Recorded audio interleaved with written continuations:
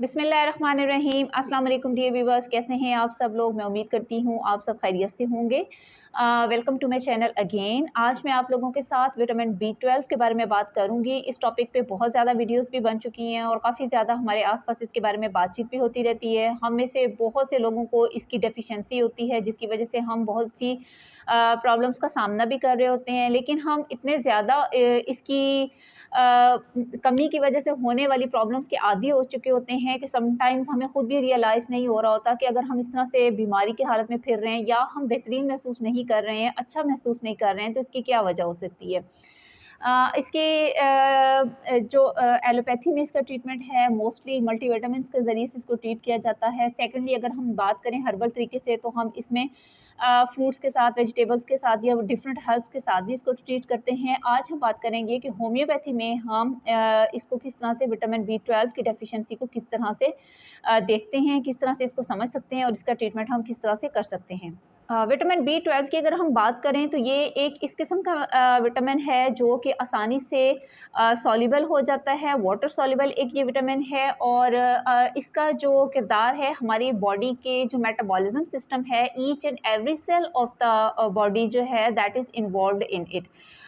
इसकी मेटाबॉलिज्म में इसका बहुत ज़्यादा किरदार होता है।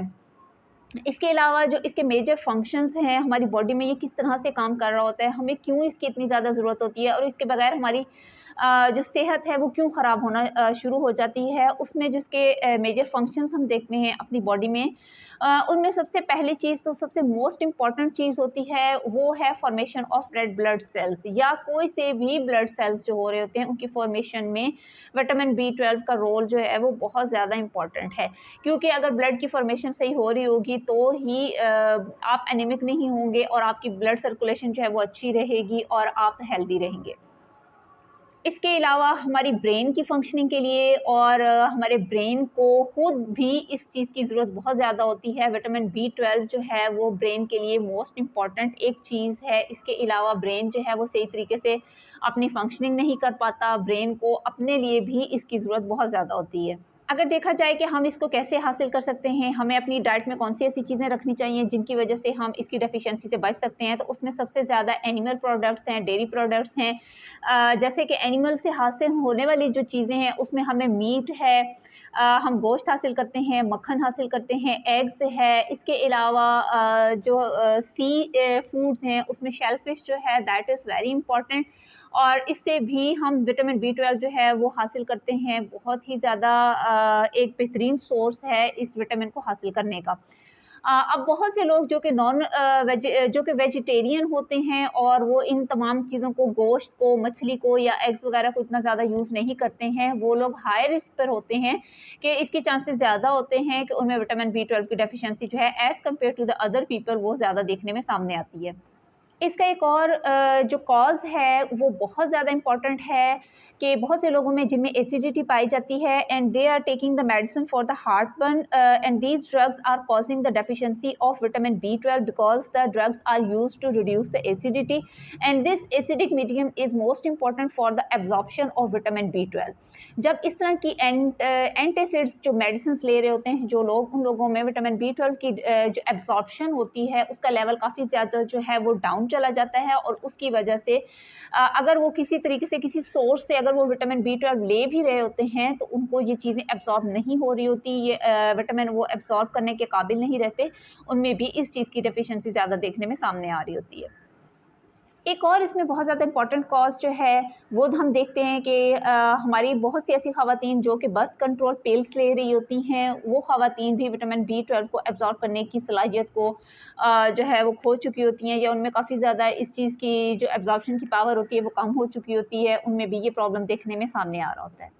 अगर हम इसके सिम्पटम्स की बात करें तो इसमें हम देखते हैं विटामिन B12 डेफिशिएंसी का जो पेशेंट होता है वो बहुत ज़्यादा लेथार्जिक होता है, फटीग्ड होता है, बहुत ज़्यादा थका हुआ होता है, उसको बहुत ज़्यादा कमज़ोरी महसूस हो रही होती है।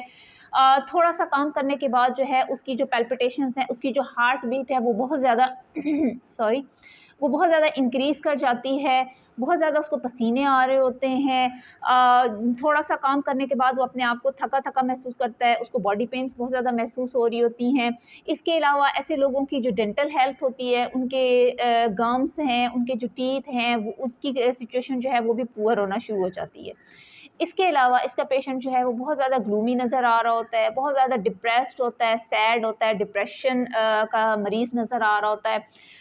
इसके अलावा जैसा कि मैंने इसके इंट्रोडक्शन में भी बताया था कि हम में से बहुत से लोग इस प्रॉब्लम के साथ जी रहे होते हैं, लेकिन हम अपनी प्रॉब्लम्स का और हम अपनी एक पुअर हेल्थ के साथ अपनी रूटीन लाइफ को लेकर चल रहे होते हैं। हम उस चीज़ के इतने ज़्यादा यूज़्ड टू हो चुके होते हैं कि हमें खुद भी एहसास नहीं हो रहा होता कि एक इम्पॉर्टेंट चीज़ जो है वो हमारी बॉडी से मिसिंग है, हमारी बॉडी को कोई चीज़ रिक्वायर्ड है जो कि हमारे अंदर कम हो गई है या ख़त्म हो गई है।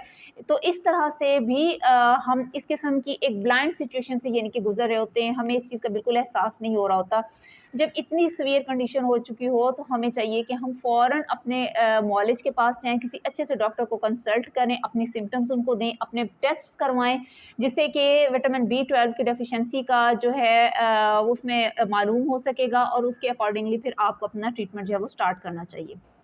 अब हम बात करते हैं होम्योपैथिक मेडिसिन्स की। होम्योपैथी सिस्टम जो है, जैसे कि हम सब जानते हैं कि that is very friendly system to our body. हमारी बॉडी के लिए बहुत ही एक बेहतरीन किस्म का सिस्टम है जो कि हमें किसी भी किस्म के साइड इफ़ेक्ट्स के अलावा बहुत ही एक बेहतरीन हमें इलाज में मुहैया करता है। इसके अलावा इसके कोई साइड इफ़ेक्ट्स भी नहीं होते हैं और इसका जो एक सिस्टम है हमारे इम्यून सिस्टम को बहुत ज़्यादा बेहतरीन कर देता है। इसके लिए जो सबसे पहली मेडिसिन जो मैंने चूज़ की है वो बहुत ज़्यादा इफ़ेक्टिव और बहुत ही ज़्यादा एक बेहतरीन मेडिसिन है।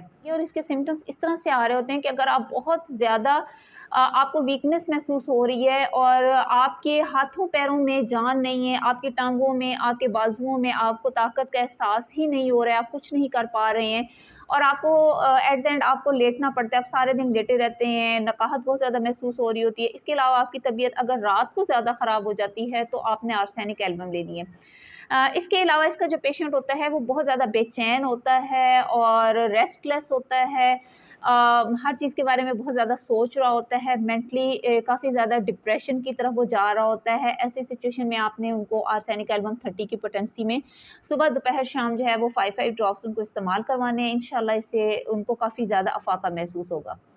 अक्सर लोगों को कन्फ्यूजन का प्रॉब्लम हो रहा होता है, नमनेस का इश्यू आ रहा होता है और बहुत ज़्यादा थके हुए, निढाल से अगर वो बहुत ज़्यादा महसूस हो रहे हों। इसके अलावा उनको चक्कर बहुत ज़्यादा आ रहे होते हैं, बहुत ज़्यादा घबराहट महसूस हो रही होती है। इसके साथ-साथ कन्फ्यूजन ऑफ माइंड है, थिंकिंग प्रॉब्लम्स आ रहे हों, यानी कि आपके नर्व्स की जो इन्वॉल्वमेंट है एज़ वेल एज़ आपका जो ब्रेन है, आपका जो एक पूरा ब्रेन से कोऑर्डिनेशन का एक सिस्टम आ रहा है, अगर उसमें प्रॉब्लम हो जाने की वजह से आपके बॉडी की फंक्शनिंग डिस्टर्ब हो रही हो, then you have to go for the जैल्सीमियम।